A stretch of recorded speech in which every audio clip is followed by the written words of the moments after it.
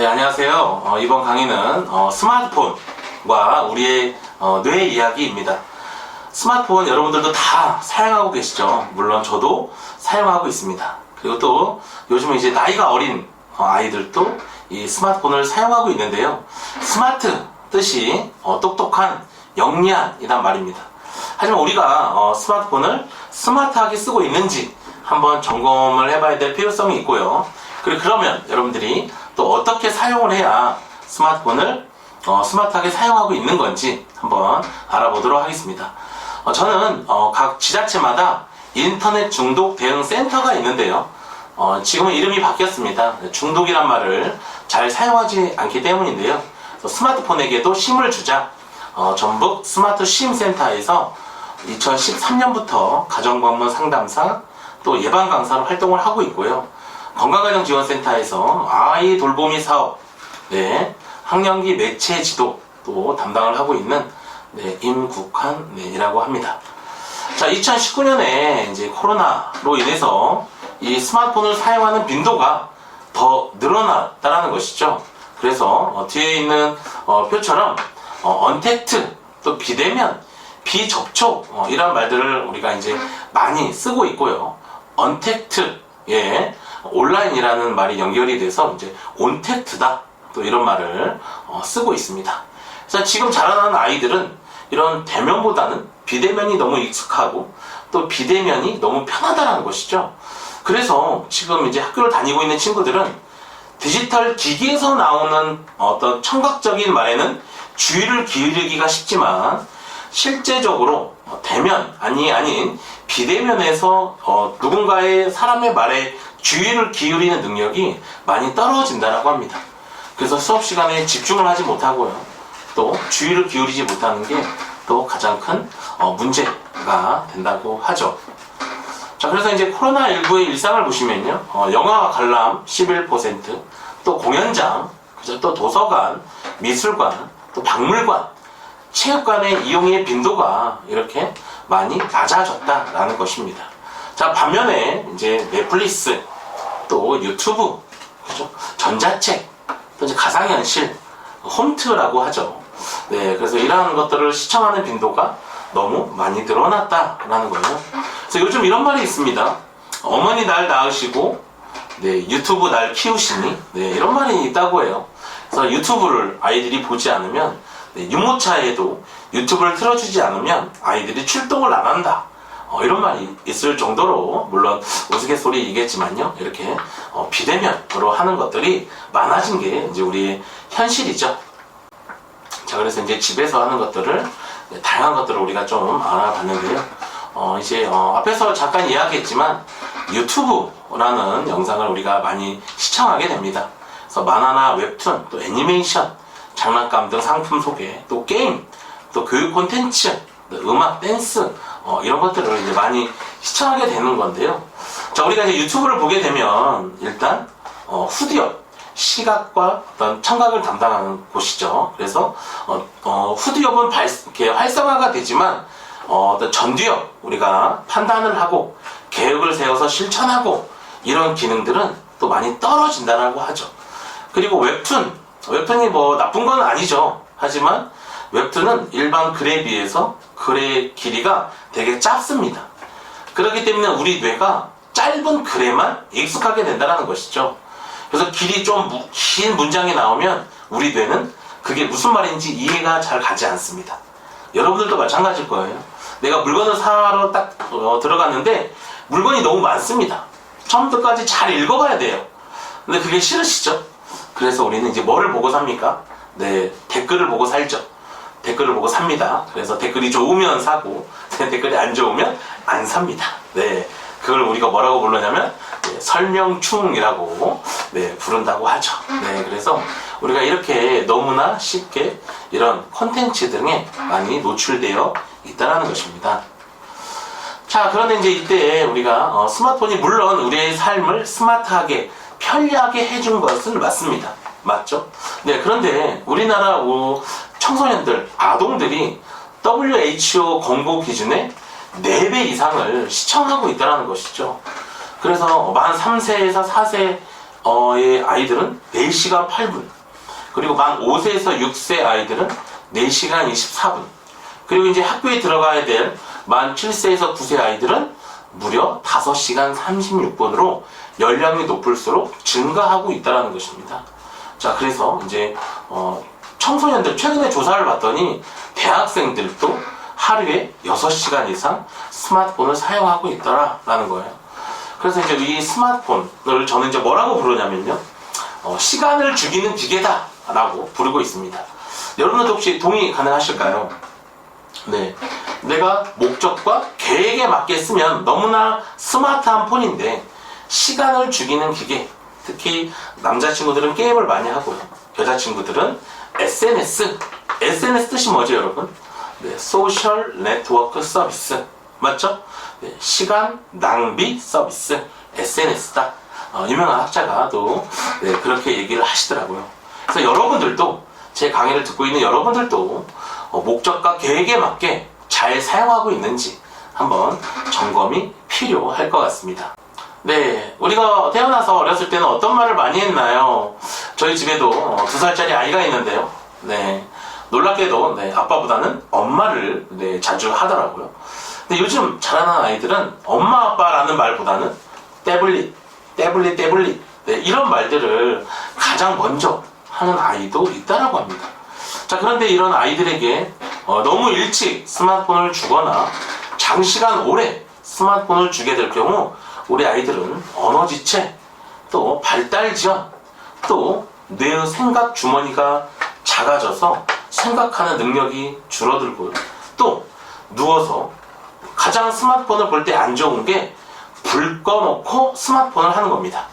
네, 불을 끄면 우리 눈에 안압이 올라간다고 해요.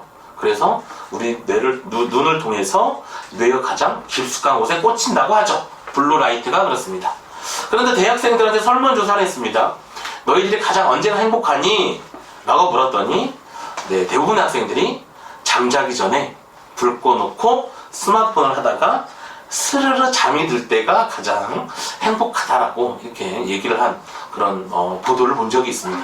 그래서 우리 아이들의 어떤 뇌 건강, 또 몸 건강, 그리고 또 분노, 화, 우울을 야기하는, 또 스마트폰을 보게 되면 정말 좋은 사람들, 또 뭔가를 잘하는 사람들이 자신의 것들을 올려놓죠. 그럼 우리 어린 아이들은 어릴 때부터 나도 모르게 비교를 하게 됩니다. 나는 코로나여서 집에 있었는데 내 친구는 해외여행을 갔다 왔구나. 나는 집에 있는데 내 친구는 맛집에 가서 맛있는 걸 먹었구나. 이렇게 나보다 더 잘난 사람과 비교를 하게 되는 것이죠.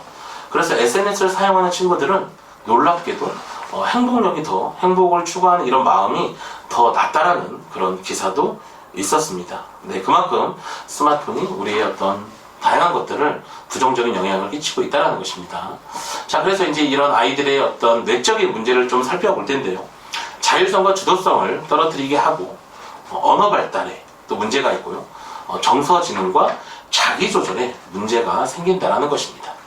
자, 그렇다면 우리 스마트폰이 뇌에 미치는 영향을 한번 찾아볼 텐데요. 첫 번째는요, 우뇌 증후군이라고 합니다. 아이들의 스마트폰을 많이 하는 사람들은 좌뇌가 발달한다고 해요. 그래서 이제 좌뇌만 발달하다 보면 우뇌가 발달할 시간을 주지 않는다는 것이죠.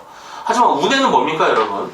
직관적 사고도 하고요, 오감을 써서 어떤 것들을 받아들이고 다른 사람의 마음을 공감하는 것이 우뇌입니다.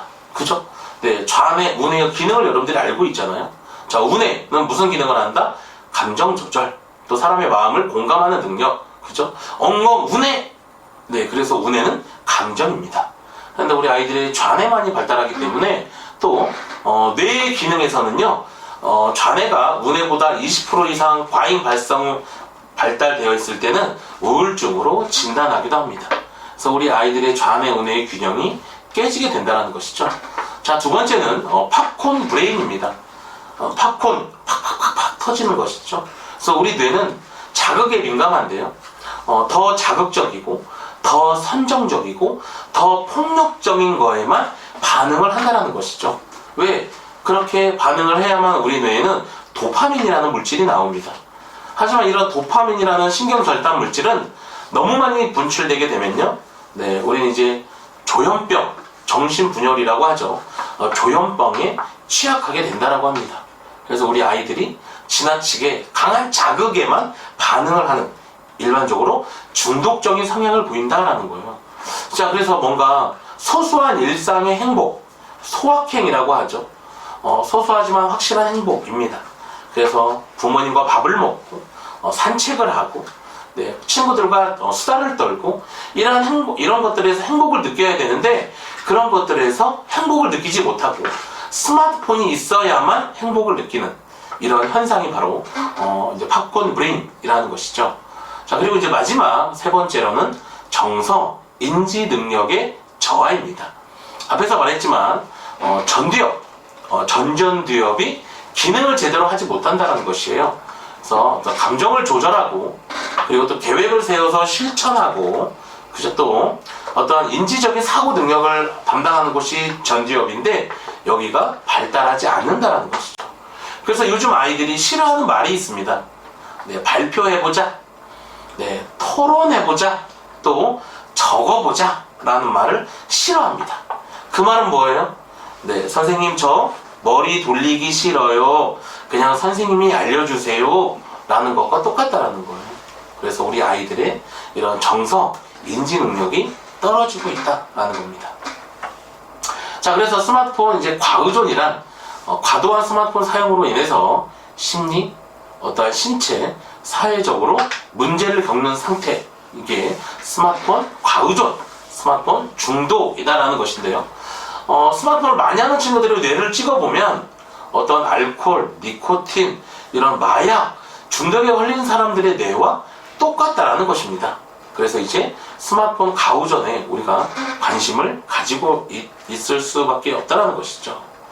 자, 그래서 이제 스마트폰 과의존이란 현저성, 아침부터 저녁까지 너무 많이 스마트폰을 사용한다는 것이죠. 그리고 두 번째, 조절 실패입니다. 우리 아이들은 스마트폰을 조절할 수 있는 능력이 없다는 거예요. 그래서 우리 성인들도 이제는 스마트폰에서 멀어지는 연습을 해야 된다. 일주일에 하루 정도는 스마트폰 없이 한번 살아보자라는 것이죠. 스마트폰이 없으면 더 많은 것들을 생각할 수 있고요, 또 다양한 것들을 할 수 있습니다. 또 이제 스마트폰을 밤 늦게까지 하다 보니까 아침에 늦게 일어나서 학교를 못 가게 되고요, 또 다양한 어떤 건강상의 신체적인 문제가 발생할 수 있다는 겁니다. 자, 이제 건강으로 신체적인 문제를 한번 보시면요, 수면장애, 우울증, 또 눈이 건조해지는 안구 건조증, 또 손목 터널 증후군, 또 목이 앞으로 튀어나오는 거북목 증후군, 목 디스크, 그죠? 또 다양한 어떤 위장장애, 소화가 안 되기 때문이겠죠. 이런 다양한 신체적인 증상도 우리가 나타날 수 있다라는 겁니다. 자, 그렇다면 우리가 이제 앞에서 이야기를 한 것처럼 스마트폰입니다. 이제 스마트폰이 없으면 안 되는 시대에 살고 있죠. 분명 우리 스마트폰은 우리의 삶을 편리하게 해줍니다. 하지만 이 스마트폰을 우리가 스마트하게 쓰기 위해서는 이 네 가지를 여러분들이 기억하셔야 하는데요. 첫 번째, 건강하게 사용하자. 두 번째, 안전하게 사용하자. 그리고 세 번째, 똑똑하게 사용하자. 그리고 네 번째, 즐겁게 사용하자입니다. 그래서 우리 아이들은 스마트폰에 홀리게 걸려 있다고 하죠. 우리 어른들도 스마트폰이 없으면 불안하고 초조합니다. 하지만 이런 스마트폰을 우리가 건강하고 안전하고 똑똑하고 즐겁게 사용을 한다면 21세기 스마트한 폰을 스마트하게 쓸 수 있는 그런 시민이 될 수 있을 것이라고 생각합니다. 네, 오늘 강의 여기서 마치도록 하겠습니다. 수고하셨습니다.